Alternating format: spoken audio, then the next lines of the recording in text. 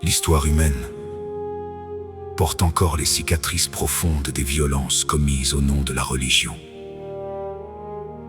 Parmi elles, une partie de la chrétienté au fil des siècles trahit les principes mêmes qu'elle disait défendre.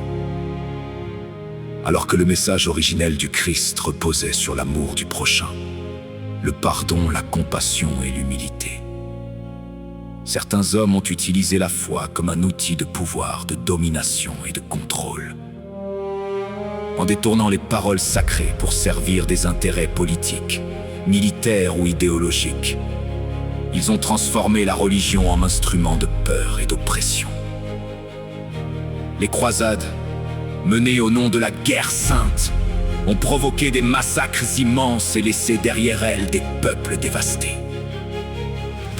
L'Inquisition a instauré un climat de terreur où le doute, la pensée libre ou la différence pouvaient conduire à la torture et à la mort.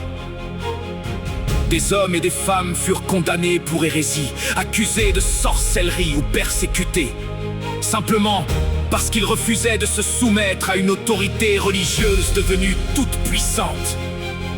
Les conversions forcées imposées à certains peuples, notamment lors des conquêtes coloniales, ont également marqué l'histoire d'une violence spirituelle et culturelle profonde. Derrière les symboles sacrés, certains dirigeants religieux ou politiques ont caché des ambitions humaines. Conquérir des territoires, asseoir leur domination, contrôler les consciences ou imposer l'obéissance par la peur. La croix, symbole de sacrifice et d'amour, a parfois été brandie comme un étendard de guerre. Pourtant, aucune foi authentique ne peut justifier la haine, le fanatisme ou le meurtre. Aucun texte sacré ne devrait être utilisé pour légitimer la souffrance humaine. Au fil des siècles, de nombreuses voix se sont élevées contre ces dérives. Des penseurs, des croyants sincères, des philosophes et même certains hommes d'église ont dénoncé l'injustice et rappelé que la spiritualité ne peut exister sans respect de la dignité humaine. Car lorsque la religion devient un instrument de domination, elle cesse d'être un chemin vers la paix intérieure et se transforme en pouvoir oppressif. Ce ne sont alors plus les valeurs spirituelles qui s'expriment, mais les ambitions et les peurs des hommes.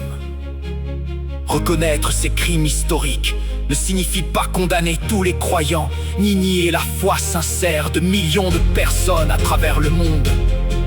Le christianisme, comme toute religion, a aussi inspiré des gestes de solidarité, de charité, de protection des plus faibles et de quête de justice. Beaucoup de croyants ont consacré leur vie à aider les autres, à défendre la paix et à soulager la souffrance humaine. Mais reconnaître cette part lumineuse ne doit pas empêcher de regarder en face les périodes sombres où la religion fut détournée de son sens profond. Se souvenir de ces violences est essentiel. L'oubli ouvre souvent la porte à la répétition des mêmes erreurs. Chaque époque doit rester vigilante face aux discours qui prétendent parler au nom de Dieu pour imposer la peur, réduire les libertés ou désigner des ennemis à abattre.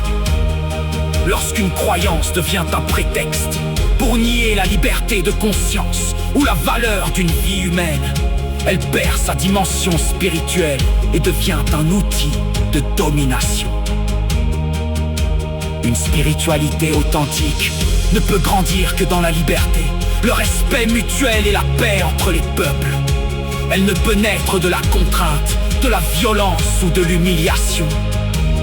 Les leçons de l'histoire rappellent que la foi devrait toujours rapprocher les êtres humains, plutôt que les diviser. Car la véritable grandeur d'une religion ne se mesure pas à son pouvoir ou à sa capacité d'imposer une vérité, mais à sa capacité d'inspirer l'amour, la justice et la compassion.